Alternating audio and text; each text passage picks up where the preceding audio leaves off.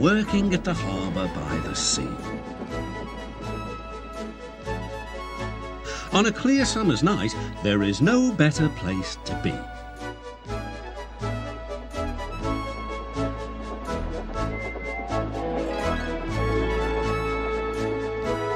The big ships bring passengers. Cargo ships carry machinery and other things. Duck and Percy puff backwards and forwards with the crates of cargo as they are loaded and unloaded by the quayside. One morning, Duck and Percy noticed that the horizon was packed with sails, flapping against the blue sky. "I wish I could sail to faraway lands," sighed Duck. "Engines can't go sailing," snorted Percy, "because engines can't float." Duck still had his dreams. Suddenly they were rudely interrupted.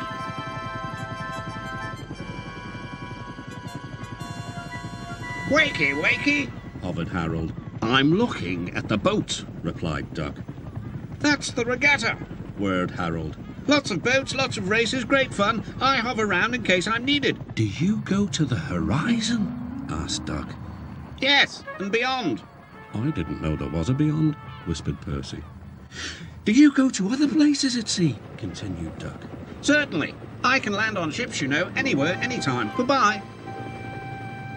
Duck sighed. He went on talking about the regatta all day. Percy lost patience. "Well, Duck, I'd rather have my wheels on solid ground. Our rails can take us to all the places we could ever wish to see." "That's an emergency," called Duck's driver. "I'll check with the harbour master." He returned with bad news. "A man taking part in the regatta has hurt his hand. We're to take him to the hospital at the next station. Harold's bringing him now. Come on."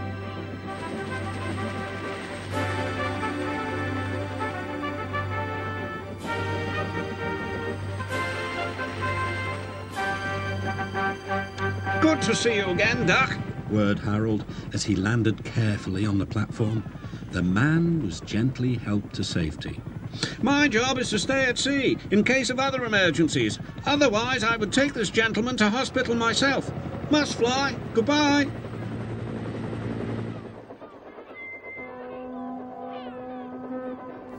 Duck set off on his journey. Soon he was steaming well and his wheels were thundering along the track.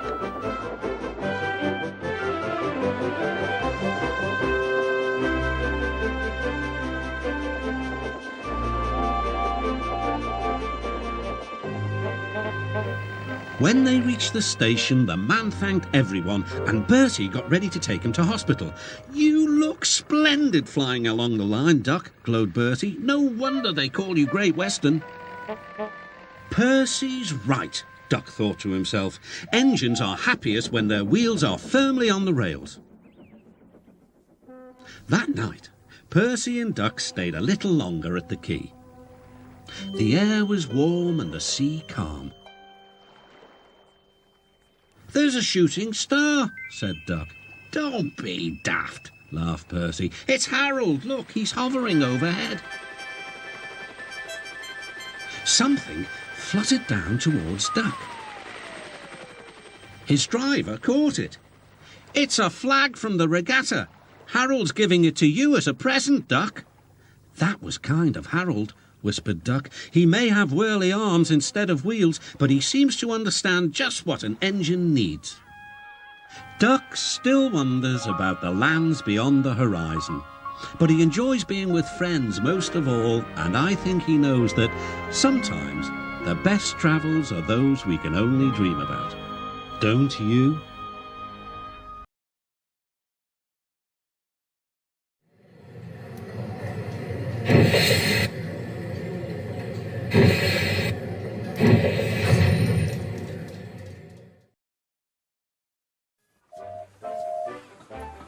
The engines on the island of Sodor are good at different things. Gordon is a very good express. Percy is good at carrying the mail. And when Edward is not hauling freight cars, he is very good at being a back engine. When engines have heavy loads, Edward buffers up behind and helps push. But Edward is old. Some engines think this makes him unreliable. Edward is a useless old steam pot, Gordon sniffed. He should be retired. But he doesn't have tires, Percy said. Retired, said Thomas, means taken out of service. And not a moment too soon, said Gordon. And the other big engines agreed with him. But Percy was very upset. Later, his driver asked him why he looked so glum. Percy told him about Edward. The big engines don't think he's useful anymore, he said.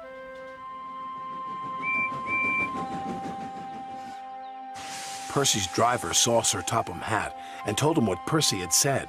I will attend to the matter immediately, said Sir Topham Hatt. Sir Topham Hatt had a plan. The new loop line is completed, he said to Edward. I want you to teach Stepney how to run it properly. But sir, he asked, who will look after the freight cars? Duck will do your work, Sir Topham Hatt replied. When the other engines heard Duck was going to help them, they were pleased. Duck is very reliable, said Henry. It makes no difference to me, said Gordon pompously. I don't need a back engine. And he wheeshed away.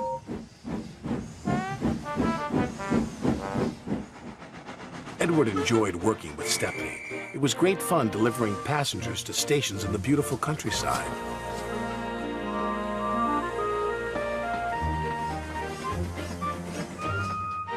But Duck was not happy. The trucks were playing their silly games. Duck should play with other ducks because he's no good at pulling trucks. Quack, quack, quack, quack. Hold back, they giggled. Duck found himself going slower and slower and slower. Halfway up Gordon's Hill, his wheels stopped altogether. Duck was stuck. Oh no, said his driver. This is Gordon's line. Duck's guard phoned the signalman to warn him. It's too late to switch Gordon to the middle line, said the signalman. You'll have to flag him down. Gordon saw the guard. If I stop on this hill, I'll never get started again, he said crossly, and he buffered up to Duck. Gordon tried to set off again, but his wheels spun and spun. It's no use. We need a back engine, said the driver. I'll send for Edward. Gordon was cross. Edward was excited. He was going to be the back engine for 2 trains. Edward cheerfully buffered up and the strange train set off.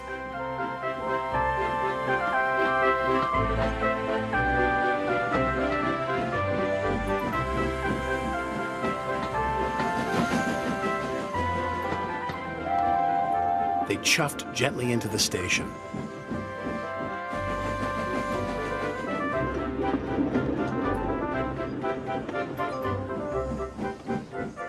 Look at that, laughed a boy. The back engine must be the strongest and the best. Gordon was embarrassed. Sir Topham Hatt spoke severely to Gordon. You have said rude things about Edward. He proved today that he is useful, reliable, and very helpful. Gordon felt very ashamed. The next morning, Gordon apologized. Thank you for helping me, Edward, puffed Gordon. You really are a useful engine. It's good to be back, Edward chuffed happily. Sir Topham Hatt's plan had worked. There was no more talk about Edward retiring.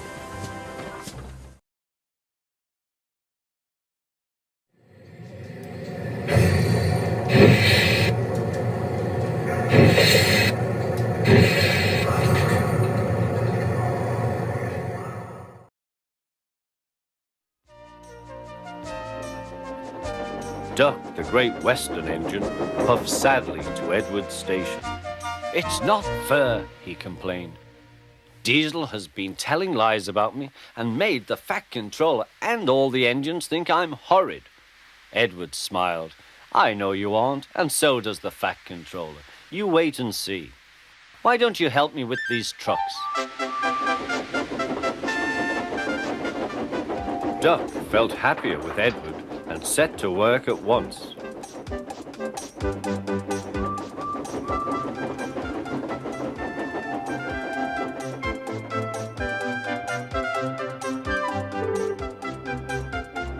The trucks were silly, heavy and noisy. The two engines had to work hard, pushing and pulling all afternoon. At last they reached the top of the hill. "Goodbye," whistled Duck, and rolled gently over the crossing to the other line. Duck loved coasting down the hill, running easily with the wind whistling past. Suddenly, it was a guard's warning whistle. "Hurrah, hurrah, hurrah," laughed the trucks. "We've broken away, we've broken away. Chase him, bump him, throw him off the rails," they yelled. "Hurry, Duck, hurry," said the driver. They raced through Edward Station, but the trucks were catching up. "As fast as we can, then they'll catch us gradually." The driver was gaining control. "Another clear mile and we'll do it." "Oh, glory, look at that!" James was just pulling out on their line from the station ahead. Any minute there could be a crash. "It's up to you now, Duck," cried the driver. Duck put every ounce of weight and steam against the trucks. "It's too late," Duck groaned and shut his eyes. He veered into a siding where a barber had set up shop. He was shaving a customer.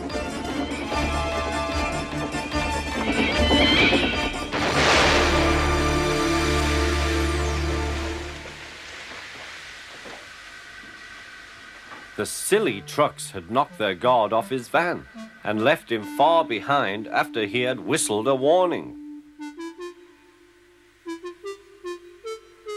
But the trucks didn't care. They were feeling very pleased with themselves. "Beg pardon, sir," gasped Duck. "Excuse my intrusion." "No, I won't," said the barber. "You frightened my customers. I'll teach you." And he lathered Duck's face all over. Poor Duck.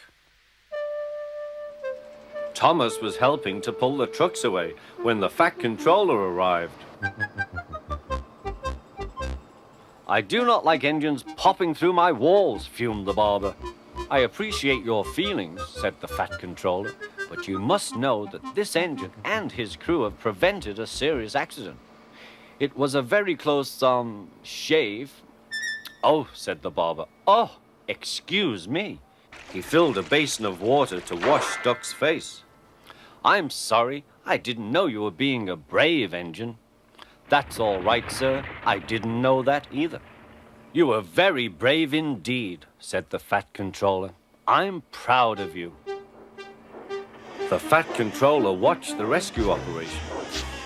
Then he had more news for Duck.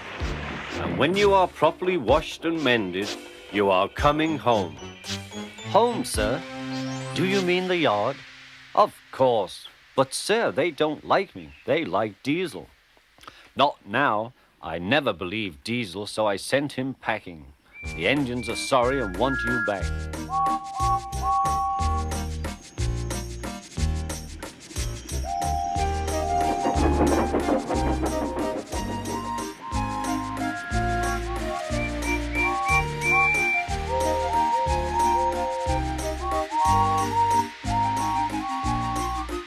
A few days later, when he came home, there was a really rousing welcome for Duck the Great Western Engine.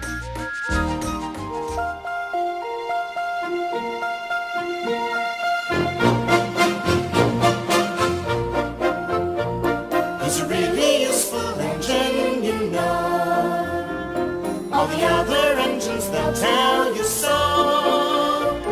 He huffs and puffs and whistles, rushing to and fro. He's the really useful engine we adore. He's a really useful engine, you know. 'Cause the Fat Controller, he told him so.